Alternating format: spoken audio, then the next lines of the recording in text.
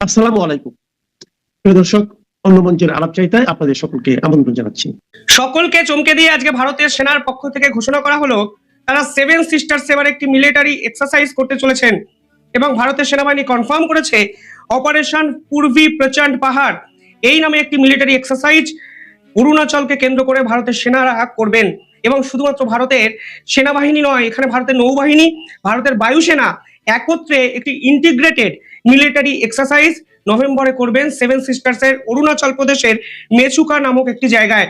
এবং এই পার্টিকুলার জায়গাটিকে কেন চুজ করা হয়েছে আপনারা অনেকেই হয়তো বুঝতে পারছেন, কারণ এই পার্টিকুলার জায়গা থেকে শিলিগুড়ি করিডর অর্থাৎ চিকেন স্নেক এবং বাংলাদেশ বর্ডার অত্যন্ত কাছে।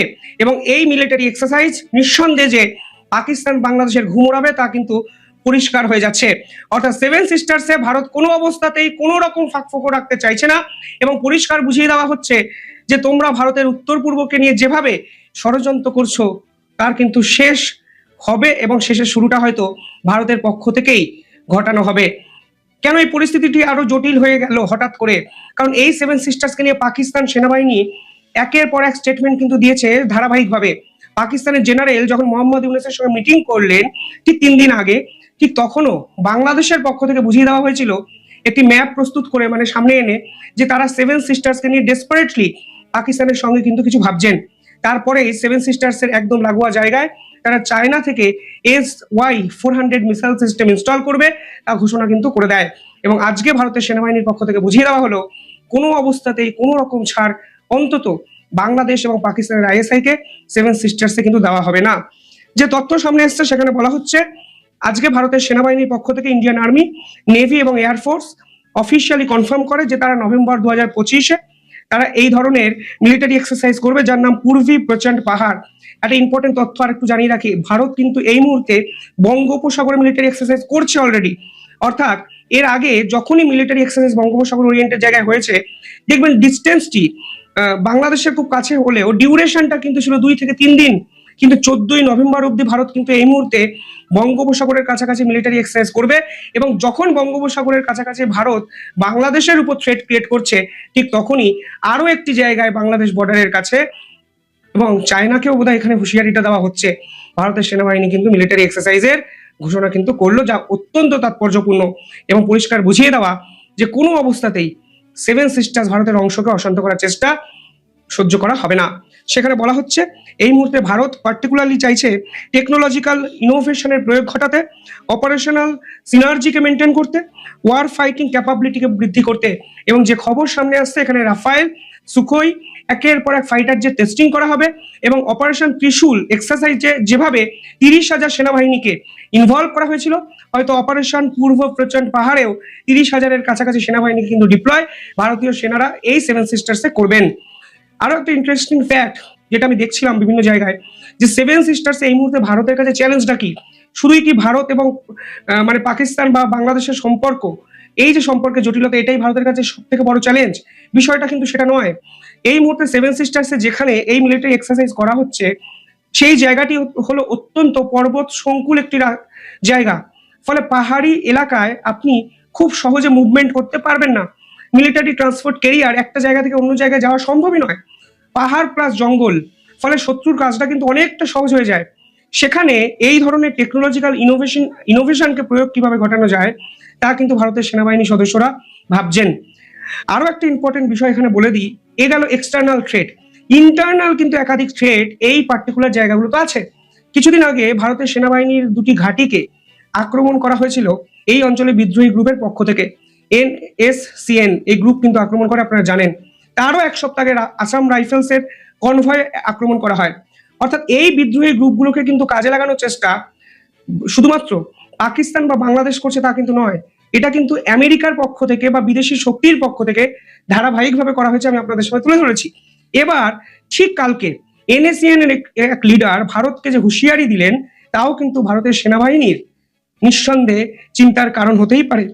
ফলে মাল্টি ডোমেন অপারেশন এখানে করা প্রয়োজন ছিল, যে শুধুমাত্র এক্সটার্নাল থ্রেট নয়, ইন্টারনালি কালকে ভারতকে হুঁশিয়ারি দিয়ে এখানকার বিদ্রোহী গ্রুপ যে কথাগুলো বলেছে সেগুলো সকলের বোঝা উচিত এবং জানা উচিত কিভাবে ভারতে থেকে ভারতের সম্পদকে ব্যবহার করে কিভাবে ভারত বিরোধিতায় তারা উঠে পড়ে লেগেছে। নর্থ ইস্টের সব থেকে বড় বিদ্রোহী গ্রুপের নাম NSCN-IM। এই গ্রুপটি কিন্তু ভারত সরকারের সঙ্গে সেটেলমেন্টে চলে গেছিল, কিন্তু ঠিক দুদিন আগে এই গ্রুপের অত্যন্ত বড় এক নেতা হঠাৎ করে মণিপুরে ফিরে আসে। প্রায় 5 দশক পর কিন্তু তিনি ফিরে এসেছেন। প্রায় 55 বছর পর, মানে 50 থেকে 55 বছর পর তিনি তাদের গ্রামের বাড়িতে গিয়ে যে কথাগুলো বলেছেন তা কিন্তু ভারতের কাছে নিঃসন্দেহে বড় চিন্তার কারণ হতেই পারে। এই ব্যক্তি মণিপুরের উকরুল এবং সেনাপতি এই দুই জায়গায় দুটি সমাবেশ করেন, এবং সেই সমাবেশের ছবি আপনাদের দেখাতে চাই। ভিডিও দেখাতে পারবো না কপিরাইটের জন্য।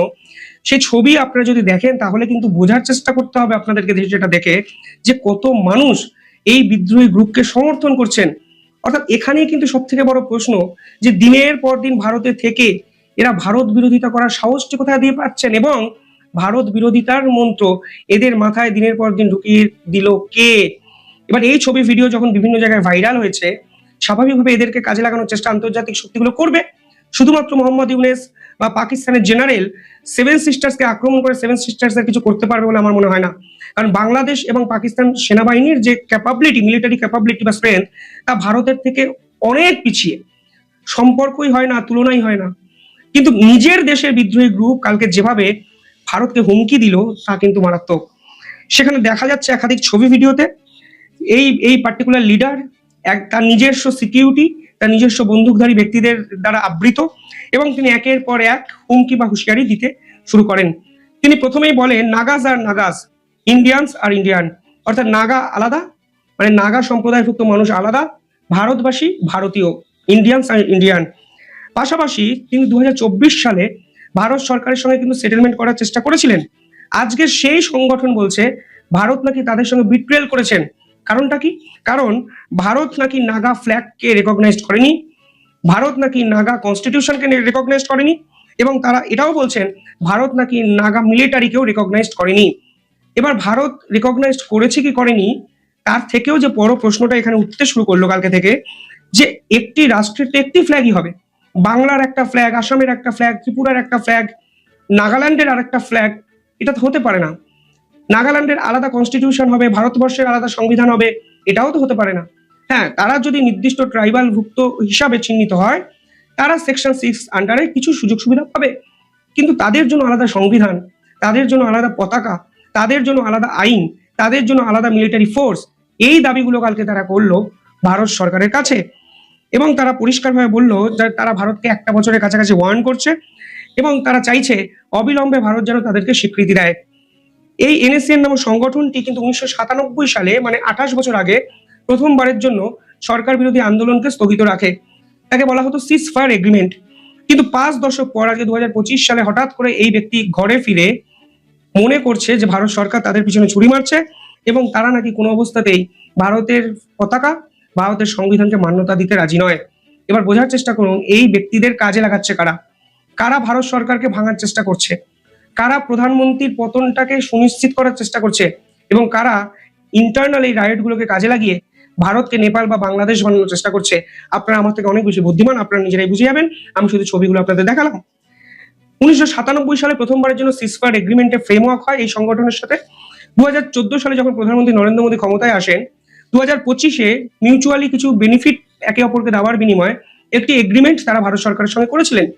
তখন ভারত সরকার এদেরকে বলেছিল যে আমরা আপনাদেরকে কিছু অ্যাডিশনাল পাওয়ার দিতে পারি, নাগাল্যান্ডের জন্য আমরা ভারত সরকার একাধিক স্কিম চালু করব, আপনারা দয়া করে ভারত বিরোধিতাটা করবেন না, এবং দরকার হলে আপনারা যে নাগা আর্মি তৈরি করার কথা বলছেন, আমরা আপনাদের যে আর্মি লোকজন আপনারা তৈরি করেছেন তাদের স্পেশাল হোমগার্ডের স্বীকৃতি দিয়ে কেন্দ্রীয় সরকারের আওতায় নিয়ে নিতে পারি, যা আপনাদেরও লং টার্ম বেনিফিট হবে।